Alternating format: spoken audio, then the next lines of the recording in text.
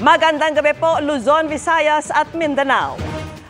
Naunsyame ang pansamantalang paglaya ni Alice Go kahit nagbayad ng tripleng piyansa para sa 2 kasong graft sa Valenzuela Regional Trial Court. Muli kasi siyang inaresto dahil sa bagong arrest warrant para sa kasong qualified human trafficking na isinampa sa Pasig RTC.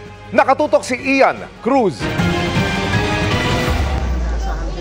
Naka-Kevlar helmet at vest muli si dismissed Banban Mayor Alice Go na mabilis ipinasok sa Valenzuela Hall of Justice bilang bahagi ng mahigpit na seguridad. Pagpatak ng 1:30, iniharap siya kay Judge Elena Amigo Amano ng Branch 282 pero hindi natuloy ang pagbasa ng sakdal para sa 2 kaso ng graft.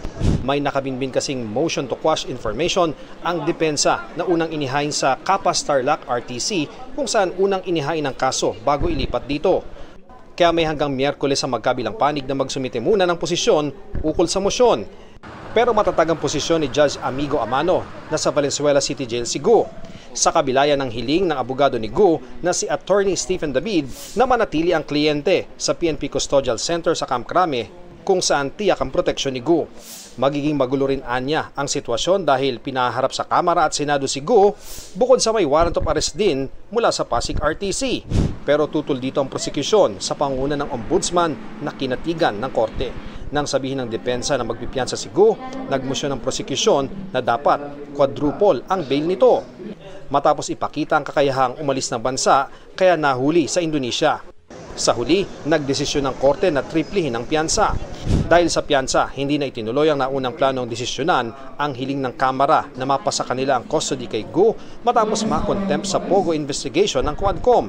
Ipinaalam din ni Judge Amigo Amano sa open court na schoolmate niya sa San Beda Law si Attorney David at Mrs. nito. Kaya kung may hindi komportable ay pwede naman siyang ipa-inhibit. Pero sabi ng lead counsel mula sa ombudsman, walang problema. Total, puro sila taga San Beda. Sa halos 1 oras sa diskusyon sa korte, nakinig lang si Go sa tabi ng mga abogado at sa harap ng ilang pulis. Anong reaksyon naman ni Mayor Go nung inaresto ulit siya? Well, actually tanggap na niya yung situation. Nag-sync na sa kanya yung mga pangyayari na yan. So, sabi ko nga, you just have to leave it to the Lord kasi meron siyang better purpose for all this that is happening right now. Matapos makapagpiyansa, inaresto muli ng mga otoridad si dismissed Banban Mayor Alice Go para sa kasong kinakaharap niya sa Pasig RTC. At mula rito sa Valenzuela RTC ay dinala muna siya sa Camp Crame para sa isang medical examination. Para sa GMA Integrated News, Ian Cruz, nakatutok, 24 oras.